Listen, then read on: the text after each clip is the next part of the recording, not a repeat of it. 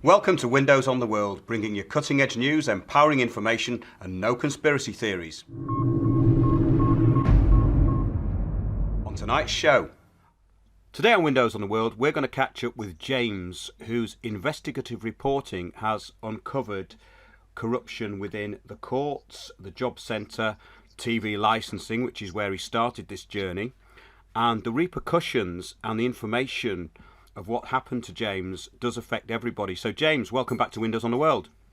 Thanks a lot, Mark. It's great to be back on your show. Okay, so your journey's been quite a long one, and it's not even got to any form of satisfactory conclusion. So for the sake of the listeners out there, can you just give us a bit of a backstory of how all this started? Yeah, it started in June of 2012, in fact a little bit before it, relating to the TV licence case matters. So my whole journey began around that time. So on the 6th of June 2012, a warrant was issued to enter and search premises at the time. Now, bearing in mind for your viewing public out there that you're a member of the public listening to this show, perhaps even for the first time, and you've never heard any of this stuff. So you've got to put me in the same boat as you there, that at that time I had no idea of what all this was about. I had no idea of what law and rights actually was until I researched into it myself. So I began reacting to this warrant being served on my address within June of 2012. I knew that it was completely wrong. And what I discovered is that perjury had been committed to obtain the warrant. Application for this was made in February of 2013, which is right at the time when I started writing the reports as a member of the public who doesn't know anything, who's going to document everything, so that I don't have to explain what it is I've done to try and get remedy. And we are 2 years later, and we've reached a climax now where the next stage is the High Courts and possible application for criminal charges being brought up, because we do have very significant laws that have been broken, and these laws that have been broken means that criminal offences have been committed. So back to TV licensing, there's this warrant that's been executed. I know it's fraudulent. I've obtained the deposition, which is the information laid on oath. So for the viewing public again, what's happened here is TV licensing have gone to Kirklees Magistrates Courts and they've written out a statement. Now, the significance of this statement is that it's sworn on oath, and we'll talk about this later when we talk about affidavits, which is part of the remedy for these matters.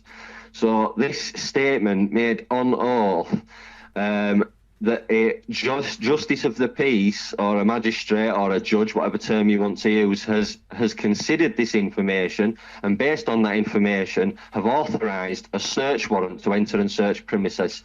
Yes, just to clarify here, James, a complaint has to be laid at the court. So, in other words, an officer made this complaint, and the officer was an officer of Capita, who are a private company who enforce TV licensing.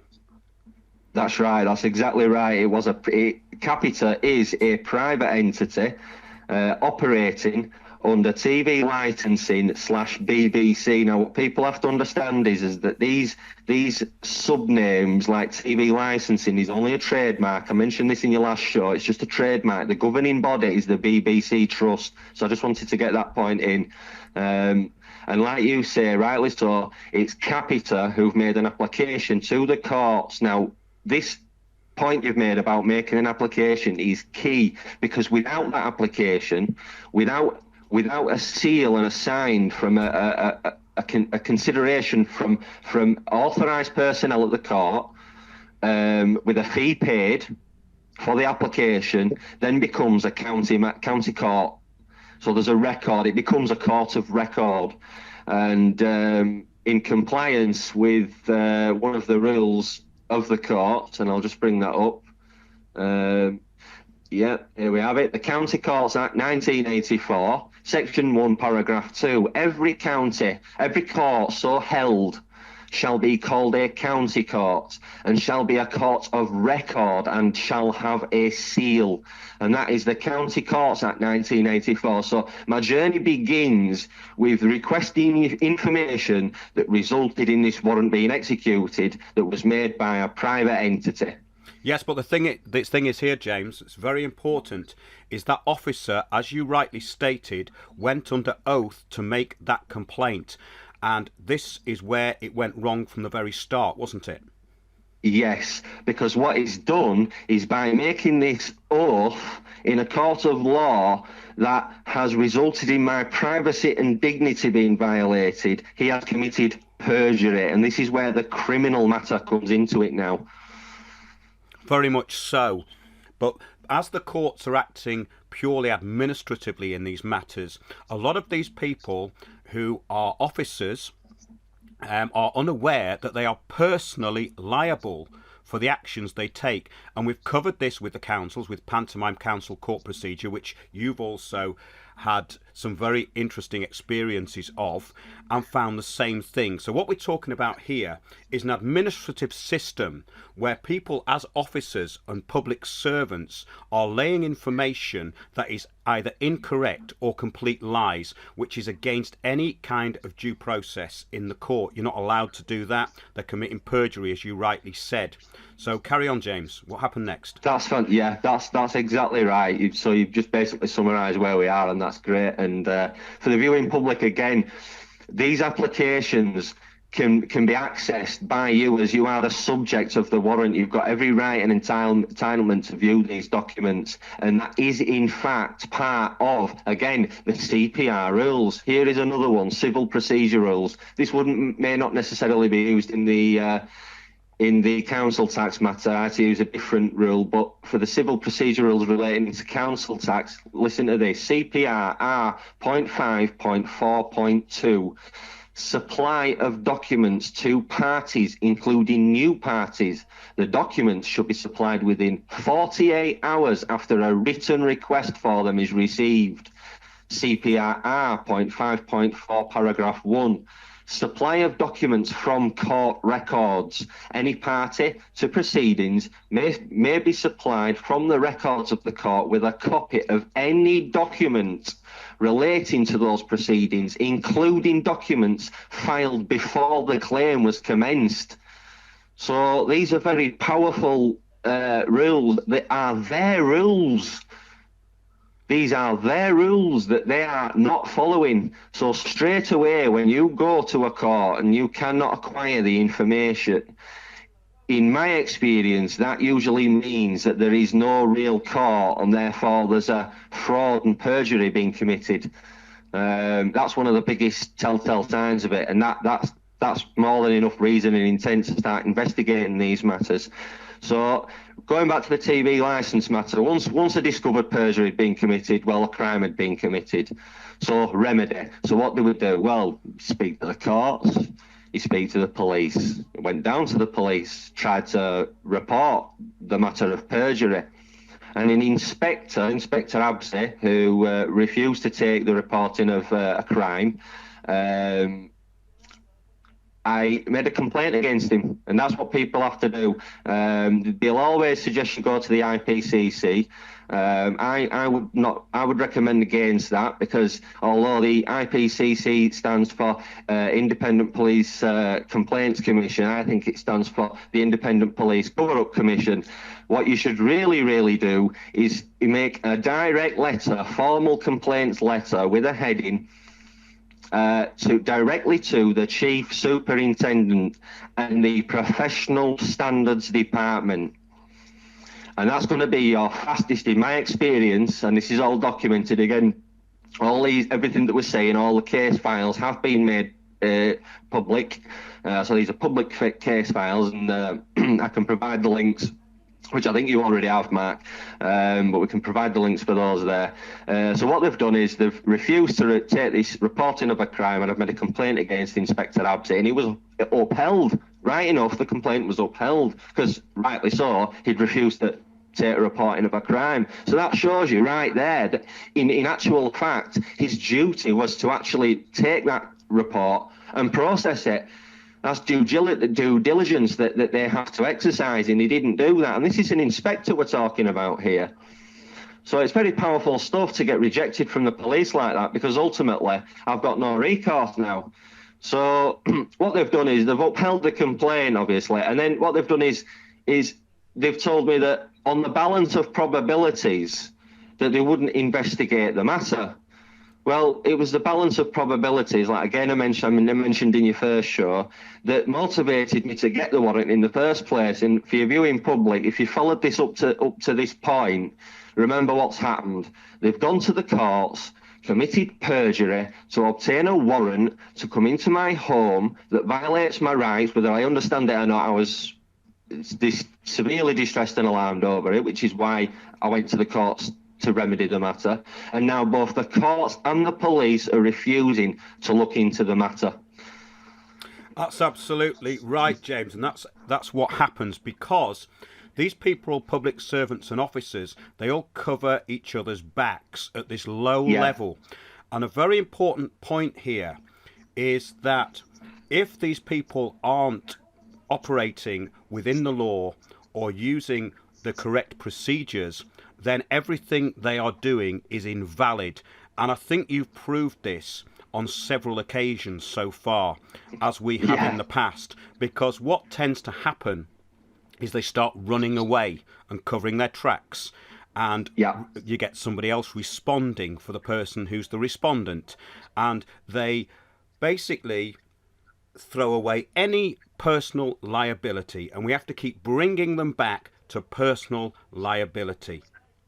Yes, and on that point, there's another good little law I could bring in right there. It's the Fraud Act of 2006, and it goes Section 4, fraud by abuse of position. Exactly what you're talking about there, Mark. Paragraph 1, a person is in breach of this section if he, A, occupies a position in which he is expected to safeguard or not to act against the financial interests of another person. And again, I know we've been talking about civil matters. This is actually a criminal matters, but this is a civil procedure rule again, because we're going into the council tax next, which is actually a civil matter.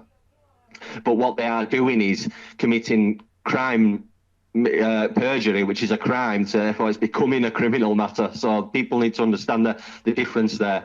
It's originally a civil matter, and then it's becoming a criminal matter because of the way they are conducting themselves. B, dishonestly abuses that position.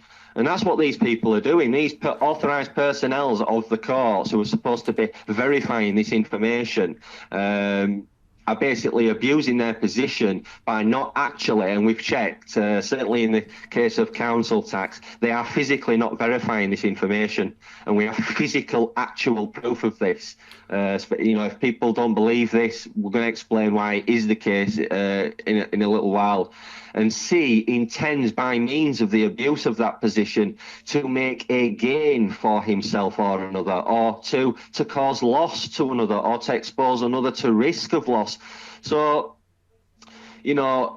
these positions that are being abused is resulting in all these criminal acts against us, violating human rights and rights to live with dignity, which, by the way, the Cameron wants to repeal, wants to repeal the Human Rights Act. So, tying into a bigger picture, which we can talk about later, that's all about removing his rights and becoming more and more of a police state, which is to live as slaves, in my opinion. That's right, James, and we covered that a couple of weeks ago in a show I did called The Global Cabal, which actually covers all this stuff and how it's implemented locally. But just to sum this section up, it's very, very important that this private officer, this public servant, laid a complaint with the police that he did under oath, which wasn't true.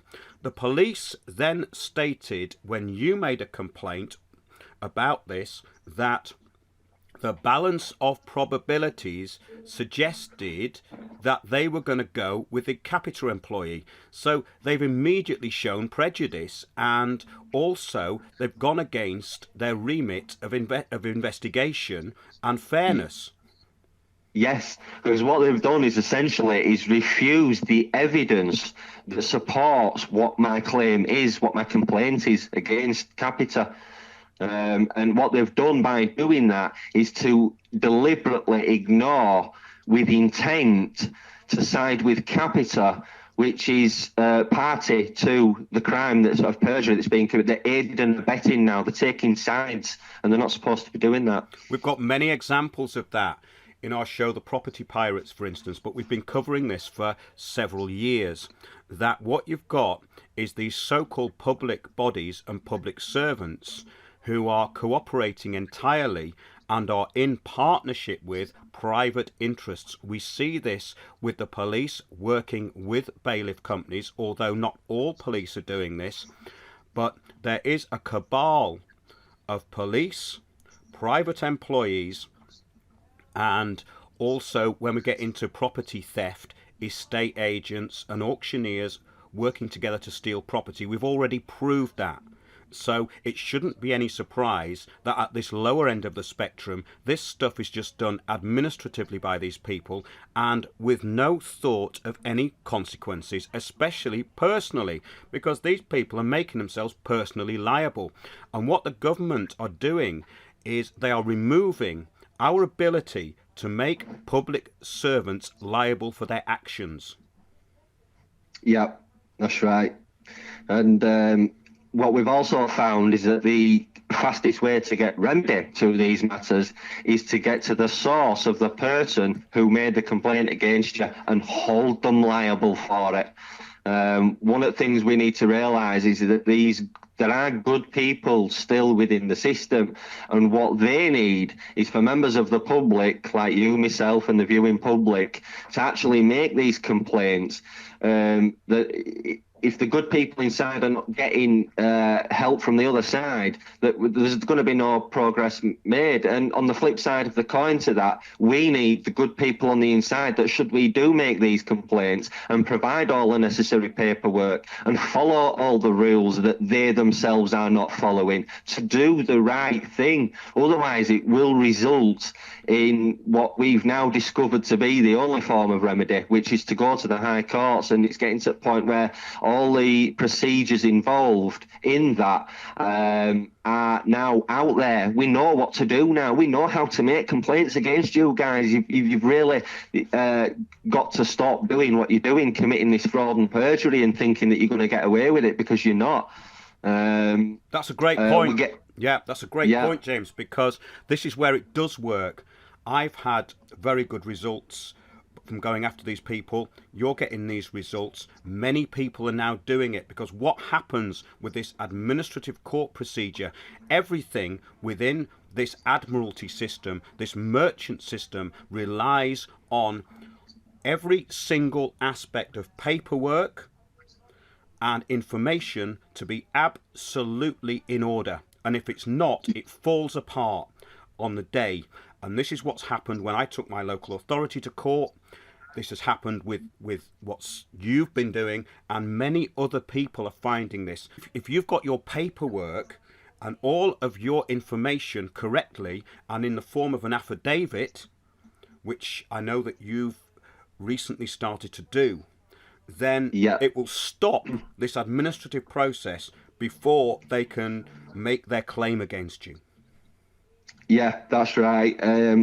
That's actually very key, is that actually, Matt? Because the affidavit is pretty much the next sort of closing statement to the TV licence matter, where eventually it leads on to the next subject, which is Bradford Council tax. It's taken all this time of documentation, the recording of calls, documenting that into the report so that the viewing public can basically listen to another fellow man like themselves who's just, what do we do? You know, what do we do? How do we get remedy to these matters? And it's all led, all of these, it's all led to the fact that it has to be on paper.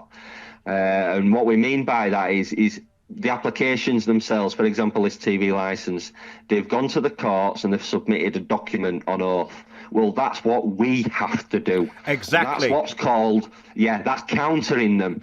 So they've gone to the courts for you. You're going to go to the courts for them as a counter, and you're going to produce your sworn statement on oath. Exactly, James. What we've been talking about so far is these people who are going into a court or putting in a complaint and they're committing perjury because what they're putting down is inaccurate or untrue. Now, an unrebutted affidavit stands as the only truth in that court unless it's rebutted. Now, if you've put your affidavit in, a lot of these courts, they don't really like it, but you have to just make sure that's in your bundle and take several copies of your affidavit to that court because they do like to lose them. But once that's with the magistrate or judge, they have to rely on that, look at it, and then you can start cross-examining the other side or questioning them. And that's when it falls apart for them, because councils and these corporations, they just walk into court and they think they're going to win. Yeah, that's right. Well, but they think that because they've become complacent. They think they're going to win because they have won for such a long time. It's gone unrebutted for so long. We've failed to, we've just taken it on the chin. We've ranted about it. We've said as effing bees and this to them, and then we've got over it and life's gone on, and then we're getting stung again, and no one's actually going out and doing anything about it. So what we've discovered now is that when you know that a crime's been committed, perjury's been committed, and you have physical evidence of that, which is just extraordinary how they will not address it when you've even provided the evidence. It's just remarkable. Yeah, one of the reasons for that is that this is quite important, I think, is that when you go into a court and you state that these people are committing fraud and they've perjured themselves, these are extremely serious crimes. These are criminal offences, and they're taking it out of a civil matter into criminal, and the judges and magistrates do not want to go there because the repercussions of that are incredibly serious. That's right. That's exactly right. Because they are also liable. I mean, these people have authorised for a search warrant, or they've authorised to have a bailiff come and remove your possessions for an amount that you do not owe, or is in dispute, and that there is no court authority to do so. So there's lots of things going wrong because they are not following their own rules, and redress is even harder for them because then they have to answer as to why didn't they in the first place? And ultimately it proves that the whole search warrant system around TV licensing is just completely dead. It doesn't work. And that's ultimately what we've proven in the end. And this is what currently now there's, a lot of things going on in the news about TV licensing. Yes, there was one the other day of a woman who was threatened by TV licensing because people were watching television on their iPhones in her restaurant. Yes, well, it's funny you should mention that. BBC silence over the licence loophole, you see. Corporation refuses to say how many households do not need one because they use catch-up online. Now, the Communications Act of 2003 is to watch or record live broadcasting as it's being broadcast.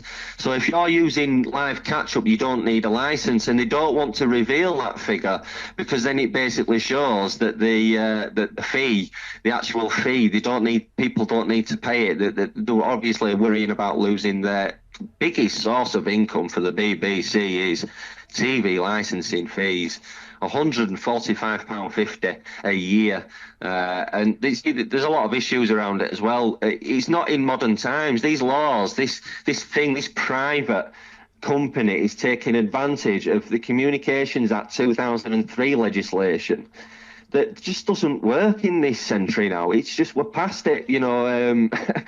They're pumping out these BBC broadcasting signals, which are unencrypted. I mean, it's like they've brought carbon taxes in, so they're going to charge you for breathing the oxygen that's in the air. If they really bothered about people viewing their signals, they would encrypt them, and that's where all the discussions about turning the BBC TV licensing into a subscription has come into talk. So things, mainstream is slowly catching up, slowly. But that's as a result of all this information being put out. It's out there now. There's no disputing it anymore. That's right, which is why the BBC want to introduce a blanket tax through the government. In other words, so they do away with the licence and everybody has to pay. Whether they'll get away with that, we don't know yet. But in summing up this this part of the show, how is this left now? What happened with your TV licensing case when the court case happened? We are now is that as of I think it's the 24th, so just a few days ago, I've now issued my first affidavit, which I have notarised at my local solicitors, stating all of the facts regarding the TV licence visitations that resulted in perjury being committed to obtain a warrant to enter and search premises. And what the position I've put TV licensing now is that they need to rebut that with evidence, point by point on the affidavit. It's a sworn statement. It's my complaint against them, and unless they rebut it, it stands as truth in the courts. And then we'll see what the courts are going to do about it. So that's where we are on the TV licensing front. So it's very exciting because it's been sent to them, special delivery. It's been signed and received, and I've given them I've been generous. I think it's 14 days usually. I've given them 21 days to respond point by point with evidence. And I'm also going to be issuing this back to the police station, Bradford South Police, and get them to rebut it, because if they can't rebut it, then I want them to proceed with an investigation into the criminal matters of perjury regarding Neil Blood TV licensing. So that's great. If people go out and do that, if they have these people from a private company knocking on their door and then obtaining a warrant from the court, always question it, because often, and in your case, definitely perjury took place. So you put them on the spot there. You got your affidavit done. That's the highest statement of truth. So it'd be very interesting to see what happens in the future with that. But everybody should be putting their witness statements into affidavits or even statutory declarations, getting them down to the court, and basically interrupting this administrative process which runs on fraud. Yes, and you're going to proceed with the law and the rule of law, and that's how you're going to win. So, and to finish off nicely on that, I can tell share a little story as well for the viewing public. When I was down getting my first affidavits done, she did turn around to me and say, "Do you know, not many people, we don't get many people coming in to do this anymore." And I looked at her and I said to her, "Well, that's a shame, because this is one of the most powerful things in law a member of the public can use." And she looked at me and gave me a little smile and a little nod, and they went, "Yes, they are." So there you go, people. That's exactly right. So we've been talking about this for quite some time. Affidavits do work. What they also do is they focus the information. So you when you put things down in an affidavit or statutory declaration, they're just statements of truth. They are just the main points that you want to get across. And if they're true, and they have to be true, then it will stop all of this administrative nonsense in its tracks. Yes, the judges have to respond to these affidavits. They have to. You can phone the courts and rant until you're blue in the face. Unless you've got it down on paper and in front of a judge, he himself is subject then. He's your subject. You've just made the judge your subject to carry your requests out, to administer the law. So you're taking control when you do that. Yes, you're using the judge as an official in office to basically take record of your statement of truth and put it That's on it. the court of records. So when you go into a court, there's no need to say anything. All that you have to do is present your affidavit and refer to it. You do not have to refer to any other information. You do not have to answer any other questions, because everything that you are relying on in that court is in that document, and it's a sworn statement of fact and truth. Anything else is irrelevant. It's all what's on that affidavit. Those are your points. Thanks for joining us on Windows on the World. Remember, keep watching those, watching us, watching Windows on the World. We'll see you soon.